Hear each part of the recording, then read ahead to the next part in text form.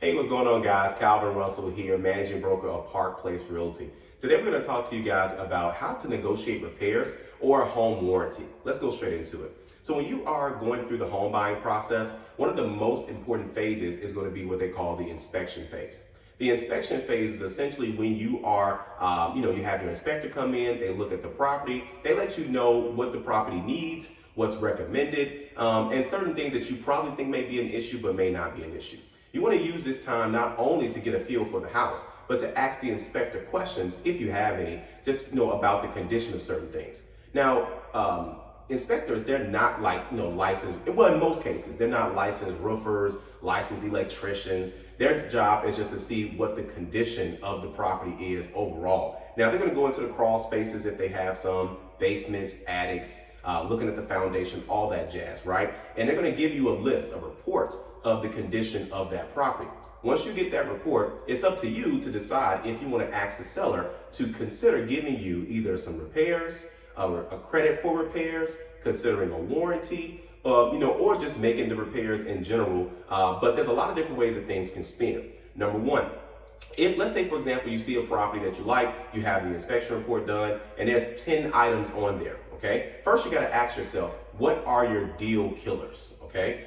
Some people don't have any deal breakers. Luckily, that means that, it wasn't a big deal. But sometimes, every client is going to be a little bit different. You may be the client that's like, hey, I want to go into a house and not have to worry about anything. Some people will say, you know what, I don't mind buying a home that needs a little bit of, TLC. I love watching HD TV, and we can just take a couple weekends off and just knock this stuff out. And you get some people that's like, hey, listen, can you do a little bit here and I'll take care of the rest. It's really up to you. So now, how do you get the seller to give you money, or to, let's say, we'll just start with repairs. So how do you get the seller to say yes to the repairs that you want requested? You can't. The best you can do is just ask, okay? And what I like to tell my clients is that, let's say, for example, the inspection report has a list of 15 recommended repairs. We submit the entire list, okay? I don't care if it's a list of 100 items. We submit the entire list. Why do we do that? Because we don't know what the seller is going to say yes or no to. We're going to let the seller tell us what they don't want to do, what they don't want to pay for,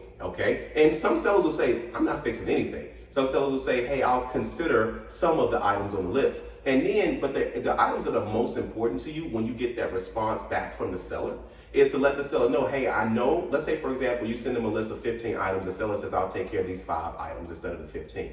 Those 5 items are fine, but there's 2 additional items that are really deal breakers to you. It's best to let your agent know that or your attorney, let them know that. That way the seller can reconsider.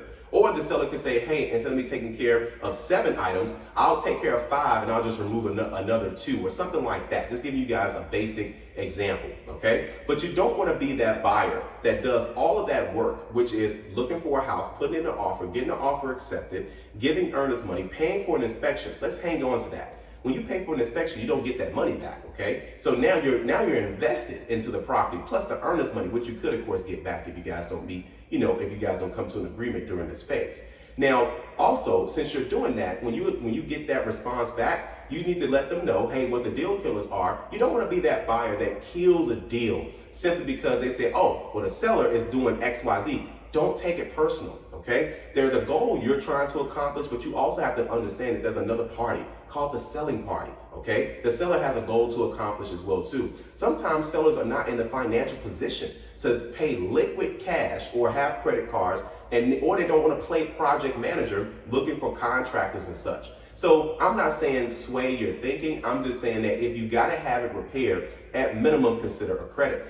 Most sellers will consider a closing cost credit simply because that's money they don't have yet in their hand. It's just going to be a reduced amount when they get into closing. See, it's a little bit different if I put $20 in your hand and I take, and then of course, let's say I give you 2 10s and I put them in your hand versus taking 1 10 of those back, okay? Because you had the money in your hand. It feels different. But it's a different type of feeling when you never had the money touch your hand and you're just getting a lesser amount. So keep that in mind. Again, it's easier to ask for a closing cost credit. Let's talk about homes that are sold as is. As is doesn't necessarily mean that the sellers won't fix anything, okay? There have been plenty of deals where we've gone through the entire process and we had a very small list of items. Even though the house was sold as is, we still submitted that list of items. Sure enough, the seller said, hey, I'm selling the house as is. I'm not fixing anything.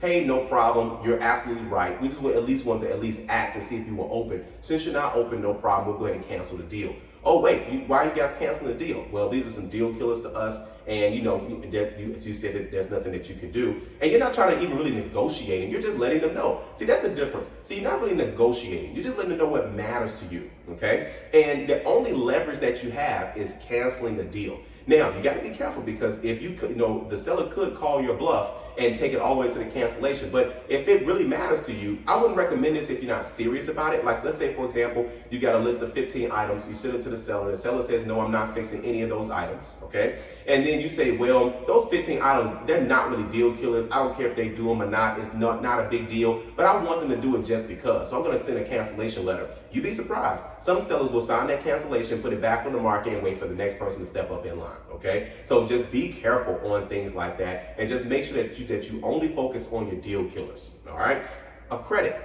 Now, again, like I mentioned, it's going to be easier to get a closing cost credit because that's money that has not touched their hand yet. So, of course, you want to ask and push for that credit, or sometimes you want to ask for a little bit of both, okay? But all you guys got to do is ask, okay? Number 2 is considering a home warranty, okay? There are a lot of home warranty companies out here.